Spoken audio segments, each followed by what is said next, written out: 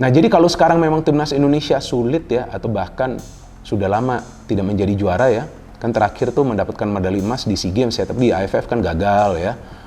Di Piala Asia ya saya pikir masih belum bisa ya, mungkin Piala Asia U23 nanti bisa lolos dari grup, tapi ya saya pikir ini adalah bagian dari proses untuk membentuk timnas yang kuat.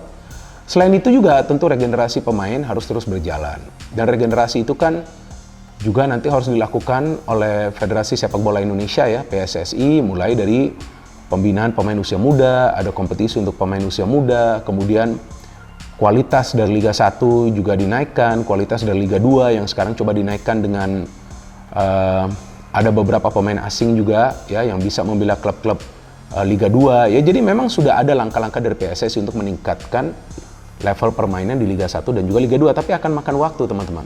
Kan pelatih nggak cuma satu-satunya gitu.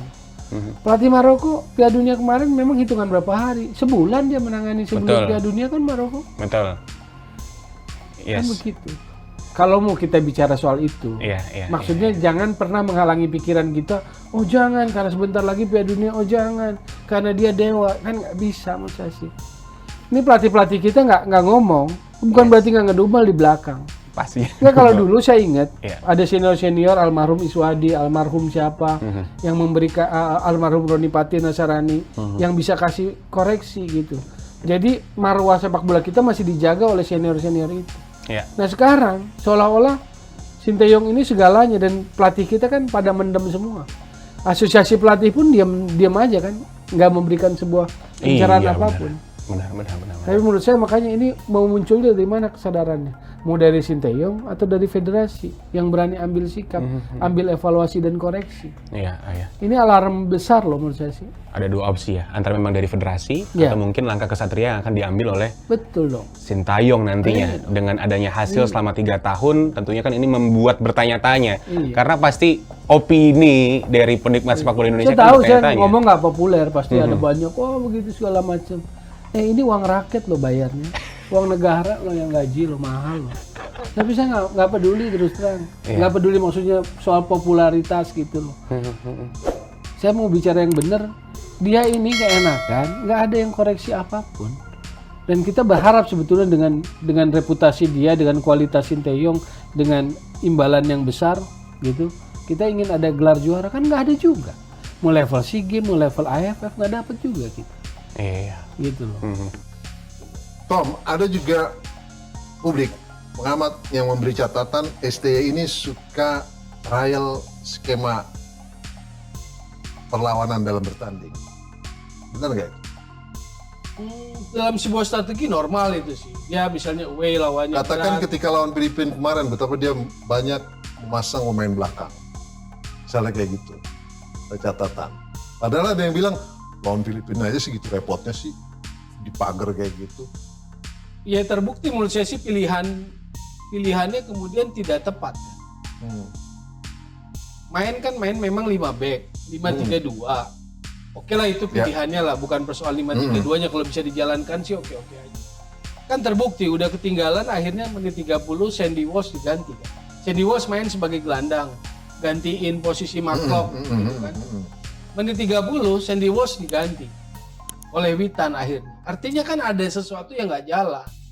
Di pilihan pertama dia tuh nggak jalan gitu.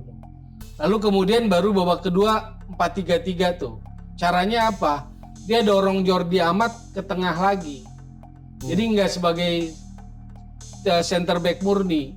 Saat dia pegang bola dia suruh agak naik Jordi Amat gitu, jadi gelandang. Karena dia mulai masukin pemain depan karena ingin ngejar ketinggalan. Artinya menurut saya sih ada perhitungan-perhitungan dia yang meleset kalau kita bicara tenis gitu. Nggak efektif. Ya. Itu karena dia nggak kenal lawan atau dia nggak kenal pasukannya? Ya dua hal menurut saya sih. Kan itu yang harus dipahami oleh seorang pelatih. Ngomong dulu ketika lawan Irak, gue nggak sepakat kalau misalkan bicaranya letih ya gitu loh. Karena mereka datang dengan motivasi tinggi. Terlihat banget auranya loh, mereka ingin menang, punya kepercayaan diri tinggi. Bahkan STY juga yakin sebelum pertandingan. Iya, paling nggak dapat seri lah. Bahkan dia sangat senang ketika banyak banget penonton yang hadir itu pemain terutama ya gitu. 65.000 penonton dianggap sebagai tekanan. Nah tapi ternyata underperform. Gue juga nggak nyangka gitu, se-underperform itu benar-benar di bawah ekspektasi banget. Ya dari semua lini lah, nggak bisa nyalain apapun. Termasuk Jordi Amat yang kita harapin bisa mainnya seblunder sejelek itu gitu. Sejelek itu. Termasuk lawan Filipina. Lawan Filipina, Sintayong ini formasi sama, hampir sama. Cuma komposisi pemain coba dia ubah.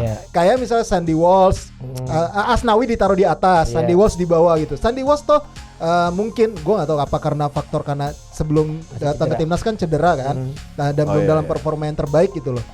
Tapi terlepas dari itu, ekspektasi yang diharapkan lawan Filipina nggak jalan. Masuknya Justin Hubner ke timnas Indonesia membuat kedalaman skuad asuhan Sintayong di lini belakang semakin mewah. Namun, pengamat sepak bola Bung Towel justru bingung dan bertanya ke Sintayong. Diketahui, Justin Hubner baru saja rampung proses naturalisasinya dan dikabarkan segera gabung dengan timnas Indonesia. Dia merupakan pemain berposisi bek, dan Sintayong makin lengkap opsinya di lini pertahanan. Meski demikian, kedalaman lini belakang-belakang timnas Indonesia dengan cara mendatangkan pemain naturalisasi, menimbulkan pertanyaan bagi Bung Towel. Masuknya Justin Hubner ke timnas Indonesia membuat kedalaman skuad asuhan Sintayong di lini belakang semakin mewah. Namun, pengamat sepak bola Bung Towel justru bingung, dan bertanya ke Sintayong. Diketahui, Justin Hubner baru saja rampung proses naturalisasinya dan dikabarkan segera gabung dengan timnas Indonesia. Dia merupakan pemain berposisi bek, dan Sintayong makin lengkap opsinya di lini pertahanan. Meski demikian, kedalaman lini belakang-belakang timnas Indonesia dengan cara mendatangkan pemain naturalisasi, menimbulkan pertanyaan bagi Bung Towel. Dengan segala macam naturalisasi yang kebetulan pemain belakang, apa yang mau dilakukan Sintayong? Itu pertanyaan lagi, pungkasnya. Diketahui, Sintayong telah menaturalisasi Sandy Walsh, Sain Patinama, Jordi Amat, Justin Hubner yang berposisi sebagai bek, dan 2 nama sedang diproses, yakni Jay Izes dan Nathan Chuaon. Justin Hubner resmi jadi warga negara Indonesia, WNI, dan bisa bermain untuk timnas Indonesia. Hal ini akan menambah beban berat untuk Sintayong. Sintayong resmi jadi pelatih timnas Indonesia di akhir 2019 dan mulai bertugas sejak 2020. Dalam 4 tahun terakhir, Sintayong terus berusaha keras meningkatkan kualitas timnas Indonesia. Salah satu cara yang ditempuh Sintayong adalah melakukan naturalisasi terhadap pemain-pemain keturunan Indonesia yang berkiprah di Eropa. Permintaan Sintayong ini disanggupi oleh PSSI dan sejumlah nama sudah memperkuat timnas Indonesia. Jordi Amat, Sandy Walsh, Sain Patinama, Ivar Jenner, dan Rafael Struijk adalah nama-nama pemain naturalisasi yang telah didatangkan di era Sintayong. Kini kehadiran Justin Hubner makin menambah lengkap materi pemain yang diinginkan oleh Sintayong. Selain menambah lengkap materi pemain yang diinginkan Sintayong, kehadiran Hubner juga tentu menambah beban dalam diri Sintayong. Pelatih Korea Selatan itu tentu dituntut mendapatkan hasil yang lebih baik setelah ada pemain naturalisasi lainnya yang masuk skuad timnas Indonesia. Beban tambahan itu bakal dirasakan Sintayong di Piala Asia 2023 yang berlangsung di Januari tahun 2024. Sintayong tentu dituntut bisa meramu strategi apik dengan banyaknya pemain-pemain naturalisasi dalam skuad timnas Indonesia. Posisi Sintayong sendiri saat ini tidak sepenuhnya berada di atas angin. Kekalahan telak 1-5 dari Irak dan hasil imbang 1-1 di laga awal kualifikasi Piala Dunia membuat sejumlah penggemar timnas Indonesia melontarkan kritikan. Namun Sintayong masih punya kesempatan memperbaiki hal tersebut. Selain Piala Asia, kualifikasi Piala Dunia akan berlangsung di bulan Maret dan Juni.